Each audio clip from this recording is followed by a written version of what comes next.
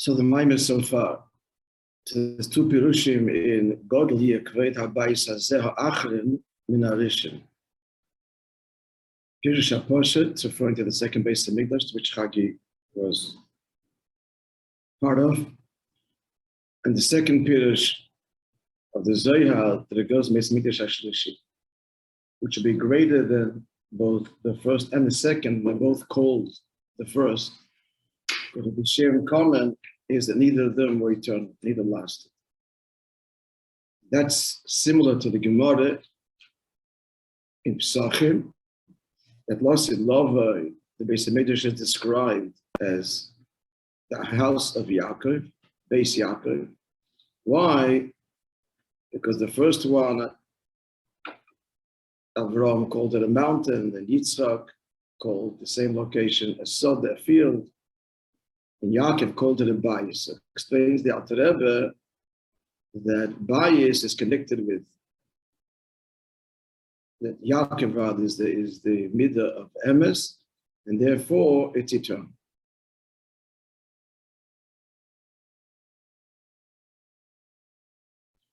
And this eternity is connected with the bayis shlishi dafki, the third base of Mikdash. Adding a nuance, which we didn't say yesterday, it means that since he is midas ha'emes, and he called it bayis, therefore this bayis lasted, even though they did not call it a house. So it still needs to be explained why dafka a home is a nitzchi. The pashtus level, you can see the Mefarshim. You traverse a mountain, you walk the field, you're not there permanently. But neither a mountain or a field is one's place of permanence. A home is your permanent place. At any rate, so what's the maskon of the first ois? Maskon of the first ois is the bayis shlishi is eternal, and that's connected with Yaakov, who's midas ha'emes, who is eternal. He made the maamar, let's take the maamar. Now, the point of the maamar here is that the Gemara, which the Alter Rebbe brings in the Torah, so it speaks about the bayis, bayis rishon, bayis sheni, bayis shlishi. The Alter Rebbe speaks about the geula. The geula includes many more things than just the Beis HaMikdash, all that will transpire, the time of redemption. So the simple answer is why this change? Because it's synonymous, because the main inyan of Geula is the Beis HaMikdash. And therefore, since there'll be an Ilah in the Beis HaMikdash, therefore the Geula itself will be greater.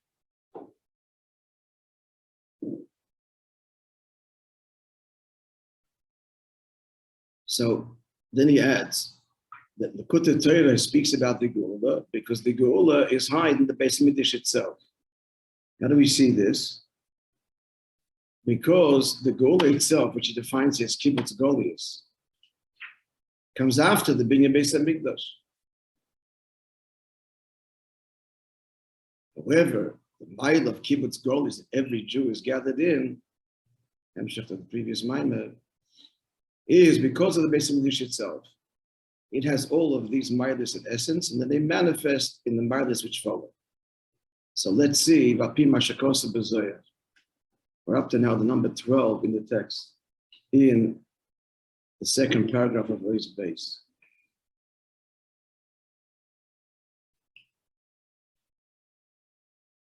Vapi Mashakosa B'Zoyah B'Seidra Inyonim. So in light of what the Zohar writes, the order of things, Sheyir Lasid Lovei. So the Zohar says that Tchias HaMeisim Ha'achron Shebekol.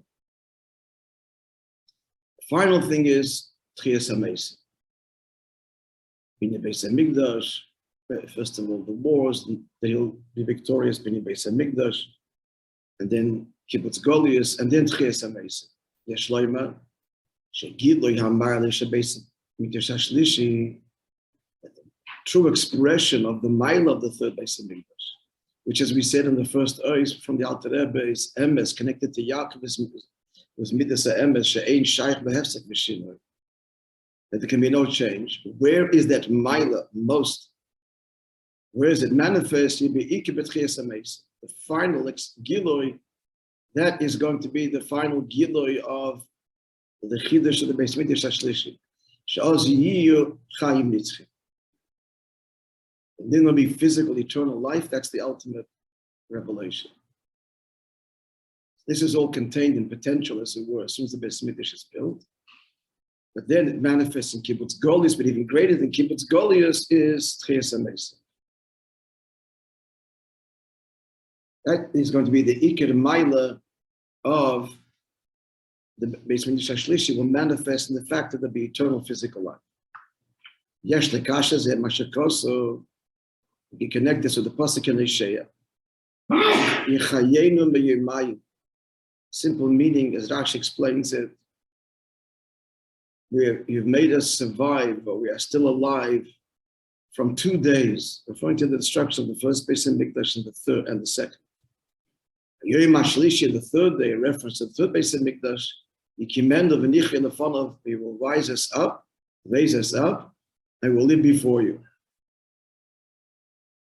So the Yom HaShlishi, I just told you now, the Pirush of Rashi.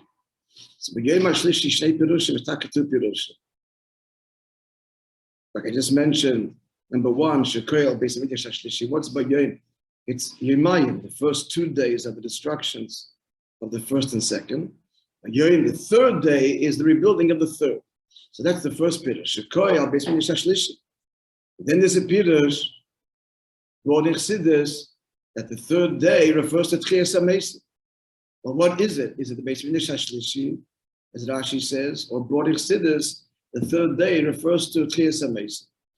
The Chassidus says further that the 2 days actually explained as the first day is Til Moishe Mashiach, the second day is Moishe Mashiach, and the third day is Tchias HaMesim. How do we reconcile that with Pirush HaPoshet? That the third day is the Beis Hamikdash, which is actually part of the Moishe Mashiach. Answer: because the Kesher, Shnei Pirushim, the connection is to Tchias HaMesim. It's in Tchias HaMesim, Tizgala HaMayil of the Beis Hamikdash Hashlishi. Then the Mayil of the third Beis Hamikdash should be fully manifest. So both things are true. It refers to the third, the pasuk.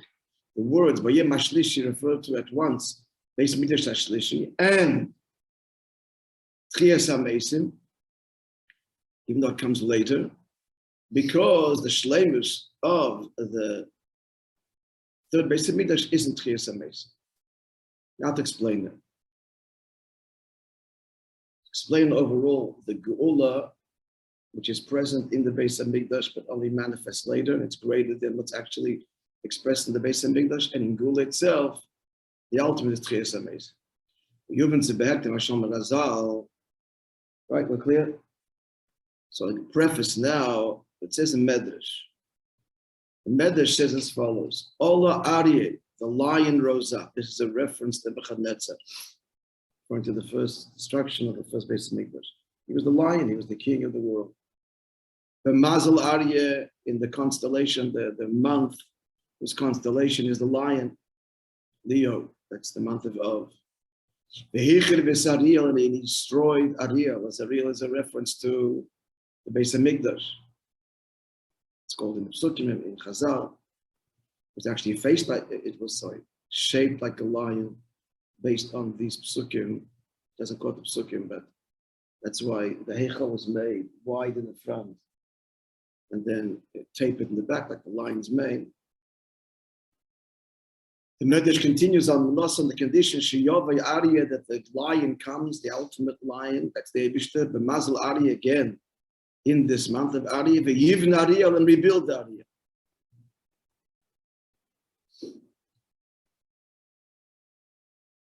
So Mizem, moving from this Medrash, we deduce Mashakosav Godol covered Rabbi says Echan Yisrael Harishim, the posek that's conveying that the third Beis Hamikdash is greater than the first.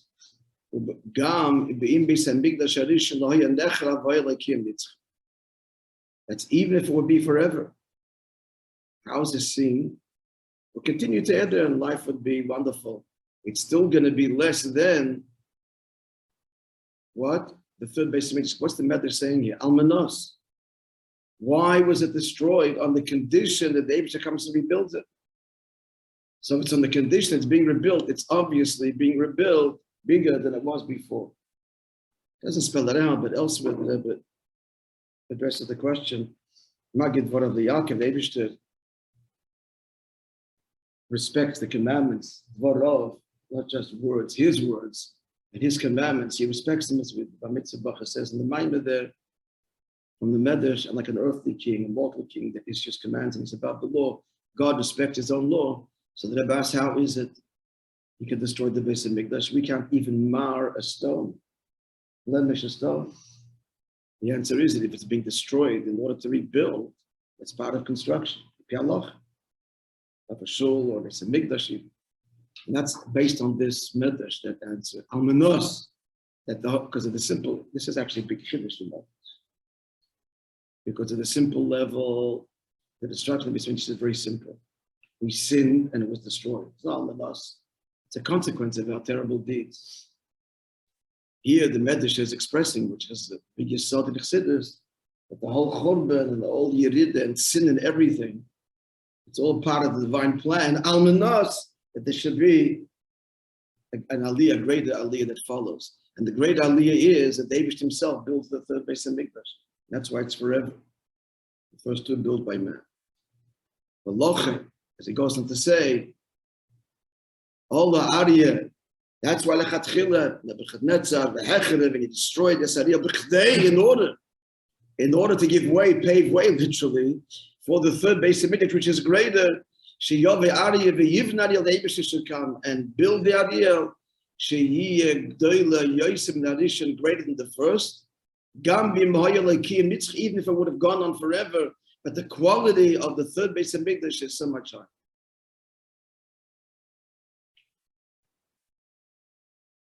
So again, we're getting our explanation of the Ma'ad, the third Beis Hamikdash, and how it manifests Dafkin in Chiyas HaMesim. So we're continuing our beer, but he's in the middle of the beer, and the parallel, of course, is Maderach HaMa'ad, the Bali Tshuva, is similar to the Ma'ad of the Bali Tshuva. Tshuva is about al tzaddikim. Avodah tzaddikim, avodah tzaddikim, gam tzaddikim shein lam yitzara. There's two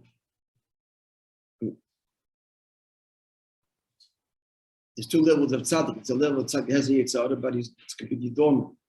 And then there's a level of the tzaddik has no yitzara. Shalochin in shaykh she estam chet. It's a most lofty level possible. And chet, sin is not even possible. He has no yitzhar, he's not even shaykh to chet. And therefore, he has no yitzhar, he can't be derailed, he's avoided forever. That's like the Beis Hamikdash, the second one being forever. Still, that only magaz b'ishtalshalos. The tzaddik only reaches levels of ishtalshalos, levels which are accessible by the avoid of man. But there's a bali tshuva, b'melamaylim ishtalshalos. Bali tshuva reaches high in ishtalshalos, and how? Through this Yerida, because he sinned. It's all almanos that the tshuva come and bring him to even a higher level than the tzaddik who would ascend forever from one level to the other, would still be within the gather of ishtalshalos. Now he spells out the Medrash. So all Arya v'Hechev v'Sariya. This is what the Medrash is saying, that the Nebuchadnezzar destroyed the Ariel, Almanos, on the condition Sheyavi Aravi Yivnari, on the line the Eibishter should build the Ariel. You do, and it's known. The Yahweh, he's explaining the Medrash now first. The Yahweh Arya, the line shall come to HaKadosh Baruch Hu. Chsiv about the Eibishter says, Arya Shog Mila Yira, the lion roars, and is it possible not to tremble, not to fear? It's a pasuk quoted in Chassidus B'Negei Rosh Hashanah, connected to the shofar. So there's many metaphors to refer to the Eibishter. So why Dafka the lion? Because that's his galus hakesa shalamar lemishtalshalos. It's a point we're saying now that the Baal Tshuva reaches high in ishtalshalos. That's conveyed Dafka in the diuk of the metaphor here, the imagery of a lion. The lion is the king of all the chayes, because he wears the crown. Quite literally, that's the main. The Keser Shalmayim Mishtalshins. Yesh Lahaisif, and an interesting nuance here. Shgam, if you mind, Barazal, even according to the Taich, in Yecheskel, Rashi brings it there as follows. Namely, when they came up from Bavel to build the second Beis Hamikdash, this could have been the Beis Hamikdash, the final Beis Hamikdash. They already had the plans. They had told the plans to Yecheskel, but they weren't the royal. They didn't understand it, and they didn't build it according to the plans. Only, and the Rambam says a little bit that which they understood, they incorporated. So the second was a hybrid of the first and what they understood of the third. But in potential, connection is it could have been the final Beis Hamikdash. Because Malkin by Shlishi, she lost Lavoi. But the third Beis Hamikdash, and it could have happened that way.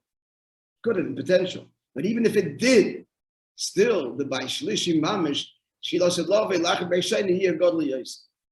Be greater still, because of the idea. Even though, but wait a minute, they were Bali Tshuva, so what's greater? Why would that not have been the eternal one and have the Maila of what's going to be in the third Beis Hamikdash? Answer, the following. Even when they came back from Babel, so it was destroyed and they fixed it. They repaired the problem. They did Tshuva. Ezra brought them all up. They were like Bali Tshuva. In many levels. In fact, Rashi says why it did not, because they were attached to their Goyish wives and intermingled, and there was Tshuva Taka, but they were not complete. They didn't let go complete. So there's many levels. Never doesn't go to the Pratim. He just says there's many levels to Tshuva. Therefore, that is destined not to last, because it was not the ultimate. There should be a deeper descent and therefore a greater aliyah. It's our generation. All of the avodah of Yidden since then to reach the perfection of tshuva, and then Godol covered the bais as that will be the tachlis hashleimos, because it's the mile of tshuva and therefore eternal. Emes, Tchias HaMeisim, all the things he's going to explain, they're all one in the Kudah, that is Dafke in the Baishlish. This will explain a otherwise difficult message. Let's see it now.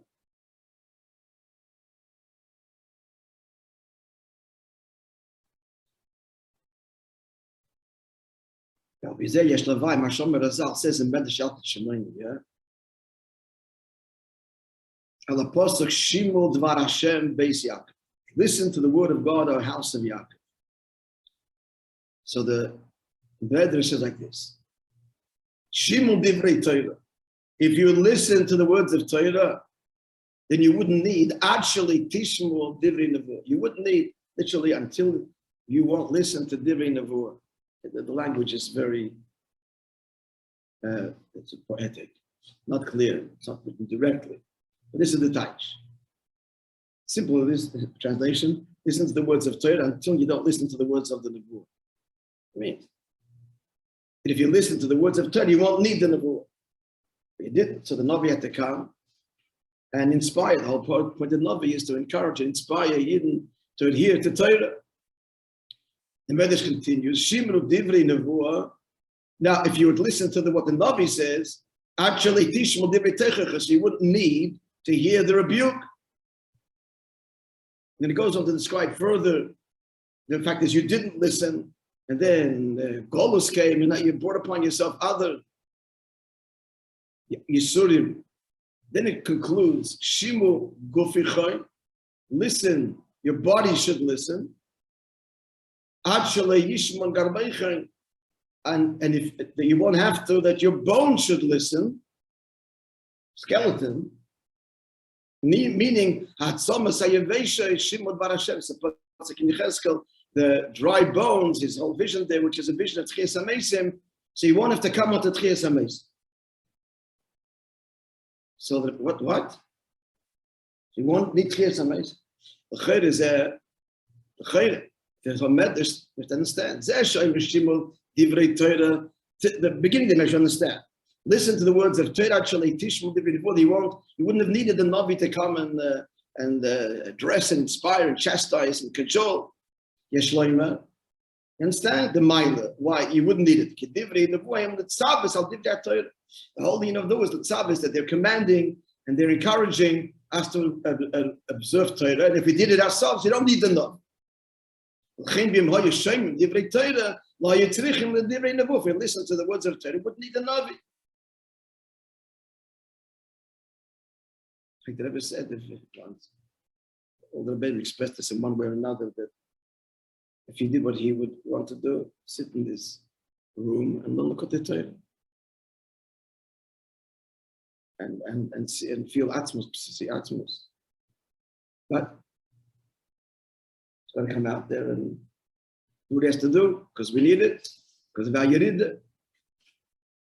Likewise, in the words of the Nevi'im themselves. If they would have listened to the early Nevi'im, the first Nevi'im, they just commanded Torah with the teichacha. There wasn't strong rebuke. It wasn't necessary. Then, so had we listened to them then, I wouldn't have needed the words of the rebuke of the later Nevi'im. That is a bit again, Yodam Shalachri said, Golus and so on. So we understand the flow. But the end, and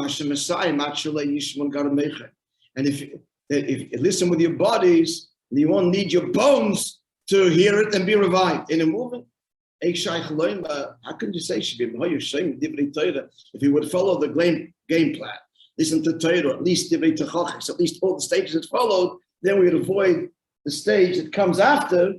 If you wouldn't have tchias ha-meisa. We're going to get tchias ha-meisa because we didn't listen. What does this mean? So a radical beer. Shleimar a beer that yet would have tchias ha-meisa, but it would be lower. Now the medrash, I appreciate what he's saying here. The medrash is describing a decline. Should have been like this, not just lower. The Rebbe is actually saying it's an ascent, especially Tchias ha-meisa. We'll revisit the other ones in a minute, but Tchias ha-meisa, there would have been, not like you're going to get much more radical Tchias ha-meisa, greater one because of your descent. The fact that they didn't listen and descended all this way, the Tchias ha-meisa will be greater. So it's not suggesting there wouldn't be a Tchias ha-meisa. It's impossible. We must say the pshat is that Tchias ha-meisa is going to be different than the Rebbe's, higher, not less, higher. Like the third Beis Hamikdash, because it came after the Churban, that's why here, Godol is greater, that's the Aliyah that follows the Yerida, the Tshuva greater than the Bal Tshuva greater than the Tzaddik. I just want to point out that the same is true of all of the stages mentioned in the Medrash earlier. Never once explained, he was talking about the Haftarah we say every week. So you all know the story why we say Haftarah, because there was a time in Bavel Taka where the authorities forbade the public reading of Torah. So what did the Chachamim do then? So they read from the Nevi'im. Of course, they chose something that would reflect the theme of the Parsha, which is the way it always is, with some exceptions.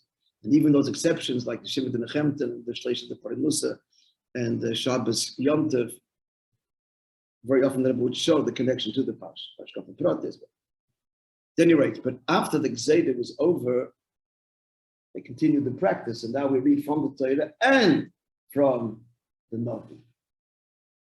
One of the reasons that the person who reads from the Navi is maftir. Maftir means by which we take leave, the end. So the last reading, maftir of the Torah itself, and Haftarah is mamish the last reading. The person gets the maftir is he shouldn't appear he's getting something less. He also reads from the Torah again, and he reads from the Nevi'im. So the Rebbe explained what this is typical Rebbe Chassidus, at a Pashta level, their objective is that to stamp out Torah and the Jews' connection to Torah. So the authorities, Torah not, the Nevi'im, yes, I mean, they so subtle they understand the difference. They're taking out the books and they're reading. The answer is that the Nevi'im is higher. The Nevi'im is a higher Gilui of Torah in a way, and therefore the Gzeira couldn't touch it, immune to the Gzeira. And moreover, it's the words of the Nevi'im which is the answer to the Gzeira. And which is why after the Gzeira was bottled, they still continue to read. And what's the Hezbollah? The Hezbollah is this whole paradox of life that Chassidus reveals altogether. It's Dafk in the Yerida that draws on the deepest levels. The words of the Navi are his words. Each Navi has his own syntax and style. But that's its Maila, that the Dvar Hashem is Bislapshus. It's permeating the world in even a deeper way, coming closer to our world, our language. The fact that the Navi can express Torah in a way that talks to the time and the people, it means he's drawing on a higher level since he can bring it lower. The old principle we encounter over and over and over again. The Maila of the Baal Tshuva. Likewise, the Tichachas, everything else that the Medrash, that the Shemaini goes on to say, they're all externally descents, but in the end, ascents, including Tchias HaMesim, which is the point he makes. There would have been a Tchias HaMesim, but a shallower one, whatever that means. The radical and deep Gilui of Atzmos that will happen in our Tchias HaMesim, we're going to merit is Dafka because of all of the Yeridas. All these Yeridas brought about a deeper Dirib B'Tachtoinim, a deeper revelation of the Neshama, a deeper connection to the Eibush, and a deeper revelation of the Eibush himself. And add something else to the whole meaning of the Haftarah. Just in my mind, I'll just tell you this much, that we Chassidim B'Bochrim are certainly very happy with there being an Haftarah, because they never said it every Shabbos and Yom Tov. And it was quite something to listen to. I mean, you could hear some of the ones that they said on the Tonis are taped. And one did not have to be a very spiritual person, just listening to the tone, just watching, to see the words so alive. I mean, someone reading an Haftarah, words said thousands of years ago, Mamish. It was awesome, and very often they were priyas and Haftarah. Usually, I didn't understand why they were cried here. This pasuk. Often was it about gathering of every Jew. That was kibbutz golius, no Jew left behind. That was something very hard to say. Other things sometimes it's beyond us. We could see that it's something that we said it very low. We had to be stout of heart. Want to be close, was a big crush, especially Tishrei. It was a whole politic of your places. It had to be. Because every Shabbos is scrambled for the place to be mayhem. So there was a whole hierarchy, unwritten rules. You were there for so many times, you were in your spot. A brother or a relative could replace or not. It was a whole cheshbonis. You and the shlichus and came back, did you have the spot or not? I wasn't familiar with all the rules, but there were these kind of